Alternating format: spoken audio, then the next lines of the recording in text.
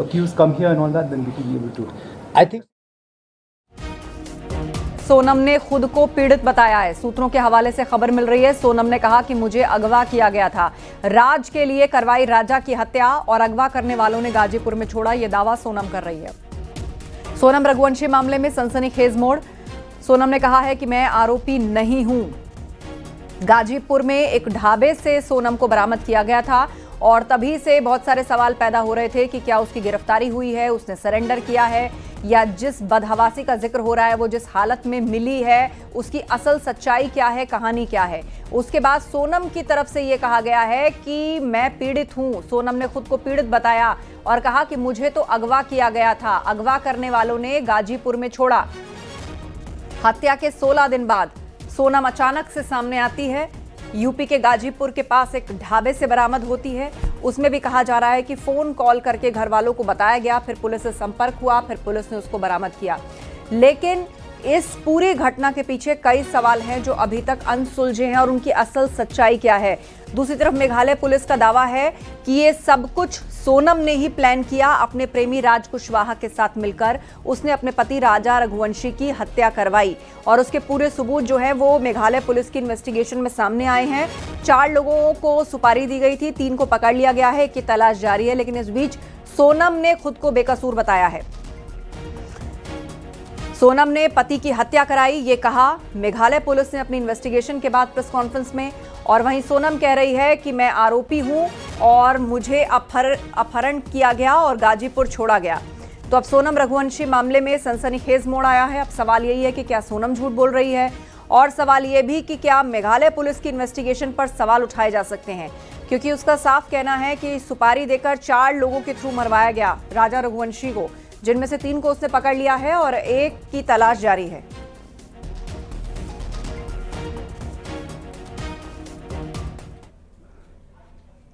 उधर ADG law and order Amitabh Yash का बयान सामने आया। सोनम का मेडिकल करवाया गया है। यूपी पुलिस ने पूछताछ नहीं की है। शिलांग पुलिस ही मामले की जांच कर रही है, यह यूपी पुलिस की तरफ से स्पष्ट कर दिया गया है।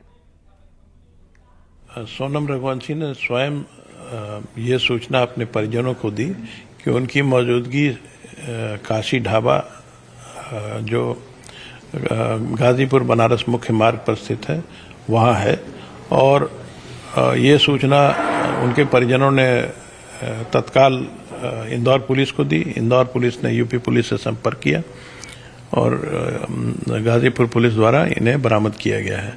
तत्काल इन्हें मेडिकल एग्जामिनेशन के लिए भेजा गया और उसके बाद 1 स्टॉप सेंटर पर रखा गया है। उत्तर प्रदेश पुलिस की इस पूरे मामले में भूमिका देखें तो सोनम रघुवंशी पीड़ित है या आरोपी?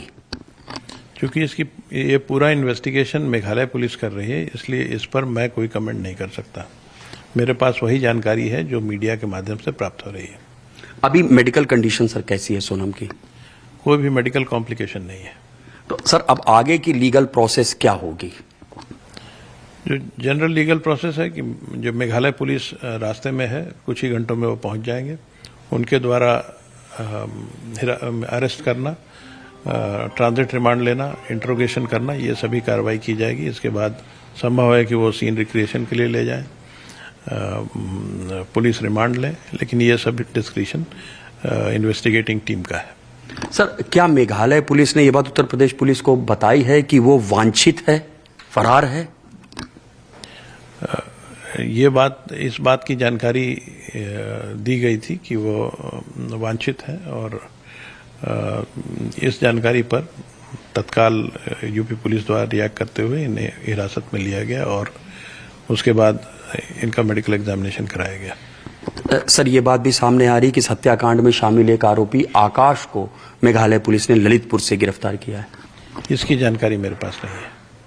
तो ये थे उत्तर प्रदेश के ADG law and order Amitabh Yash, जिन्होंने साफ किया है कि जैसी भी जरूरत असिस्टेंस उत्तर प्रदेश पुलिस से मांगेगी मेघालय और इंदौर की पुलिस, उत्तर प्रदेश पुलिस हाजिर है। कैमरामैन गोपी गिरी के साथ ऋषभ मणि त्रिपाठी, न्यूज 18 लखनऊ। और इस बीच राजा रघुवंशी की मां से भी बातचीत हुई है। उन्होंने सोनम को सख्त से सख्त सजा दिए जाने की मांग की है। पहले कुछ नहीं हुआ, और जो कॉफ़ी वाली बात थी ना, तो हो सकता है सोनम ने उनसे बोला हो कि लो कॉफ़ी पी लो, तो उसने बोल दिया मेरे को नहीं पीना। तो सोनम ने जो कॉफ़ी फेंकी तो किस कारण से फेंकी ये नहीं कह सकती। हाँ ये नहीं कह सकती हूँ मैं कि उसमें कुछ मिलाया नहीं मिलाया, वो कॉफ़ी किस कारण से फेंकी गई थी, पहली बात तो ये समझ नहीं आ रहा मेरे को। ये एक नाम आ रहा है राज कुशवाहा, आपने ये कभी नाम सुना? नहीं, मैंने नहीं सुना, ये बात हमारे बीच में नहीं हुई, राजा ने भी नहीं सुना, नहीं तो मेरा बेटा मेरे को सब बात बताता। अभी वहाँ मिले थे, वहाँ पे कभी बात हुई है? 3-4 लोग जो साथ में होने की बात कर रहे हैं, राजा से बात हुई? नहीं, राजा ने ऐसा भी नहीं बताया कि मम्मी कोई परिचय थे कि हमको अपने उधर के मिल गए हैं। बस सोनम ने इतना बताया था मेरे को, मेरी बात सोनम से हुई थी कि है ना मम्मी, यहाँ के लोग उन तो अपनी इंग्लिश भी नहीं समझते हैं ना हिंदी समझते हैं, बोले कि और बहुत घटिया खाना मिलता है इधर, तो बस इतनी बात सोनम से मेरी हुई थी। और उस दिन सोनम ने ये भी सब बताया था कि वो व्रत है, उपवास है? हाँ, बताया था, बराबर बताया था, क्योंकि मैंने फरियाद बनाया था तो मैंने होके फ़ोन लगाया था, उनका फ़ोन नहीं आया था, मैंने फ़ोन लगाया था सोनम को कि ये ना आज तो व्रत है मेरी बहू का करके, कि ये ना कुछ खाया कि नहीं खाया, वहाँ पे कुछ खाने का मिलता है नहीं मिलता व्रत का। तो सोनम ने बोला मम्मी यहाँ पे तो कुछ भी अभी समझ नहीं आ रहा है, अभी तो हमें ना नीचे से ऊपर आ रहे हैं, चढ़ाई बहुत चढ़ पाए हैं। तो मैंने कि तुम्हारी सांस फूल रही है ना? तो बोले हाँ मम्मी मेरी सांस फूल रही है। तो मैंने कि कुछ खा लो तुम।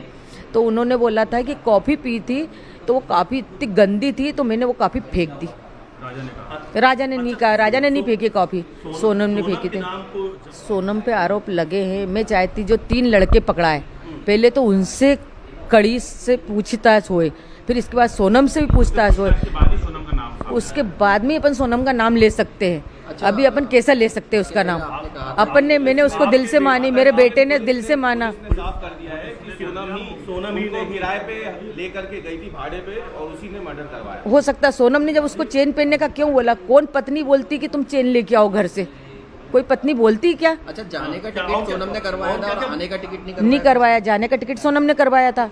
उसको तो ये भी नहीं पता होगा, इसके बेटे ने इसको बता दिया। और शिलोंग जाने का प्लान मेरे बेटे ने तो वो बता के गया। आप कह रही थी कि अचानक से दर्शन करने के बाद में वो शिलोंग की तरफ चले जाते जबकि प्लान नहीं था, यानी प्लान नहीं था ना? यानी सोनम ने हाँ, सोनम ने प्लान बनाया। ये सोनम ने बनाया होगा, आगे उसकी जगह देखी हुई भी होगी, अपन को ये भी नॉलेज नहीं। हमारे घर से कोई भी नहीं गया, ना परिवार से गया, मेरे बेटे को उधर का नॉलेज नहीं था। वो इधर जाता, उत्तराखंड तरफ जाता है, भगवान के दर्शन करने जाता था। सोनम को गाजीपुर से गिरफ्तार किया गया है, साथ ही 3 अन्य आरोपियों की भी गिरफ्तारी हो चुकी है।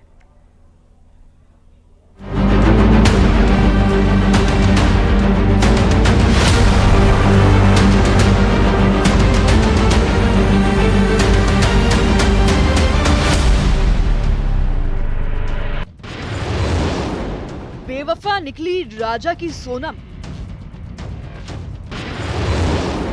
उत्तर प्रदेश से गिरफ्तार कितने किरदार। राज से अफेयर, इसलिए राजा का मर्डर।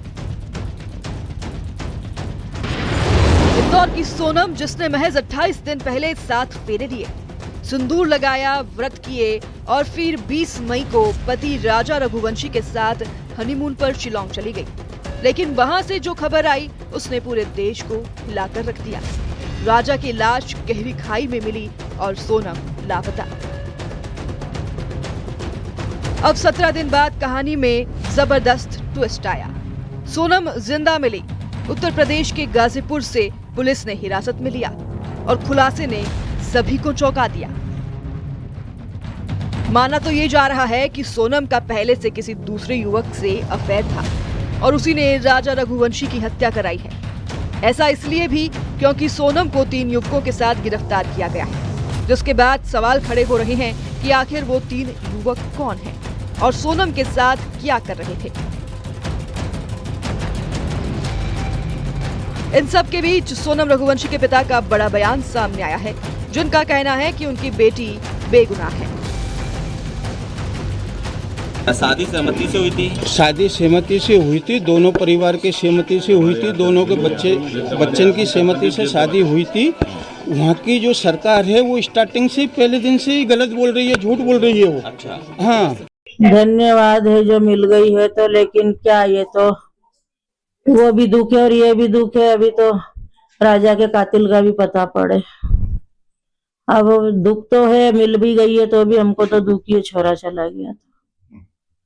बस धन्यवाद, मिल गई तो।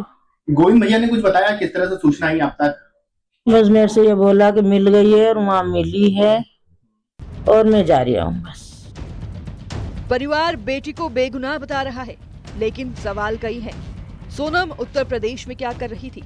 राजा की हत्या कैसे हुई और इस पूरे खेल में कौन कौन शामिल है। Bureau report, news 18।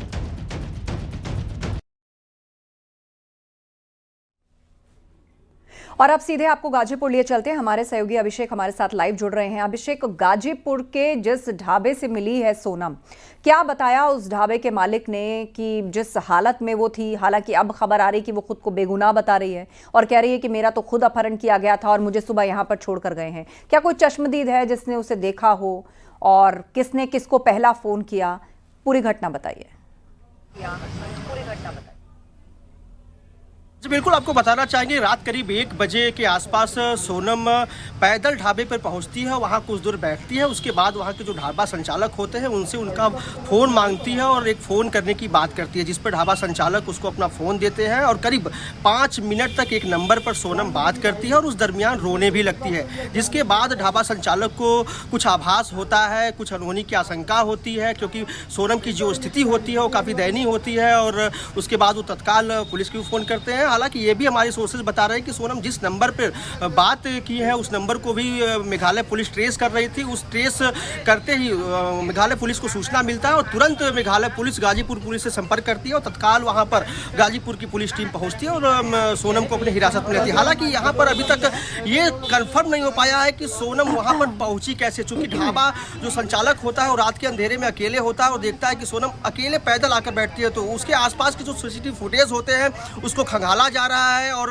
हाईवे पे जितने फुटेज लगे हुए हैं सभी को बारीकी से चेक की जा रही है। और मेघालय पुलिस के साथ साथ गाजीपुर की पुलिस भी अब इस मामले में जांच का दायरा बढ़ा दी है, सीसीटीवी फुटेज को कर रही है और जो ढाबा संचालक होता है उससे पूछताछ कर रही है। उसके बाद से ढाबा संचालक को भी पुलिस हिरासत में ले रही है, उससे बातचीत कर रही है और पता करने की कोशिश कर रही है कि आखिर सोनम गाजीपुर के उस ढाबे पर पहुंची कैसे। जो हमारे सोर्सेज बताते हैं, सूत्र बताते हैं, वो यही बताते हैं कि सोनम वाराणसी से एक बस के माध्यम से निकली हुई थी और अचानक वो रास्ते पर उतर जाती है, हाईवे पे एक ढाबे का सहारा लेती है, वहां से उनको गोरखपुर जाना होता है, जिसके बाद उसी रास्ते से वो नेपाल भागने की फिराक में होती है। हालांकि सोनम लगातार पुलिस को यही बता रही है कि वो बेगुनाह है। जी जी जी, बिल्कुल बिल्कुल। तो बहुत सारे ऐसे ट्विस्ट हैं जो इस पूरे मामले में आ चुके हैं। नितिन गोस्वामी भी हमारे साथ जुड़ गए, हमारे सहयोगी, उनका रुख कर लेते हैं। नितिन, आपके पास क्या जानकारी है? क्योंकि यूपी पुलिस तो कह रही है कि हमने कोई सवाल जवाब नहीं किया है, सारी जो जानकारी है या जो इन्वेस्टिगेशन है वो मेघालय पुलिस कर रही है।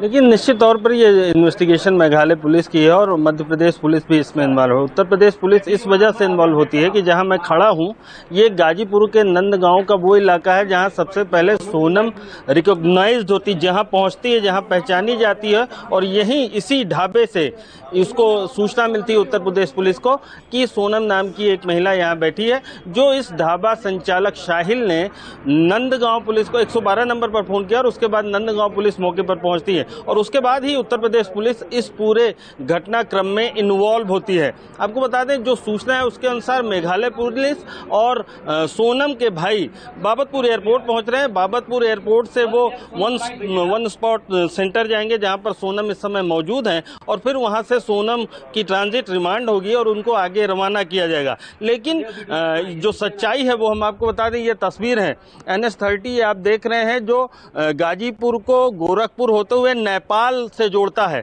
और ये बताया जा रहा है कि सोनम, हम अपने साथी से कहेंगे जरा आगे आए और दिखाएं, ये जो ट्रक जाती दिख रही है ये रूट गोरखपुर होते हुए नेपाल जाएगा, लेकिन सोनम की जो बरामदगी होती है वो अपोजिट साइड में होती है, यानी ये जो रास्ता है जो बनारस की तरफ जाता है उस तरफ ये ढाबा है और इसी ढाबे से सोनम पहली बार मिलती है। साहिल यहाँ मौजूद रहते हैं। साहिल जो इस टी स्टॉल के ओनर हैं, उन्होंने अपने नंबर से सबसे पहले बात कराई सोनम के भाई को और सोनम के भाई ने साहिल से कहा, जैसा कि साहिल ने बताया, कि आप लोकल पुलिस को इन्फॉर्म कर दीजिए कि सोनम यहाँ से मिली है और यहाँ के बाद नंदगांव होते हुए नंदगांव पुलिस पहुँचती है और यहाँ से पुलिस सोनम को उठा के फिर लेके जाती है, उनको हिरासत में लेती है और मेघालय पुलिस और साथ साथ शिलांग पुलिस, मेघालय की शिलांग पुलिस और मध्य प्रदेश पुलिस को इसकी सूचना होती है। उसके बाद तीनों प्रदेश की पुलिस आपस में कोऑर्डिनेट करती है और अब ये बताया जा रहा है कि सोनम को मेघालय पुलिस को हैंडओवर। बिल्कुल, और एक बार फिर से रुक करेंगे, हमारे साथ अभिषेक उपाध्याय जुड़े हुए हैं गाजीपुर वन स्टॉप सेंटर से। अभिषेक, ऋषभ मणि भी हमारे साथ जुड़ गए हैं लखनऊ से। और ऋषभ मणि, वैसे तो यूपी पुलिस ने स्पष्ट किया है कि वो उसकी इन्वेस्टिगेशन नहीं कर रही, मेघालय पुलिस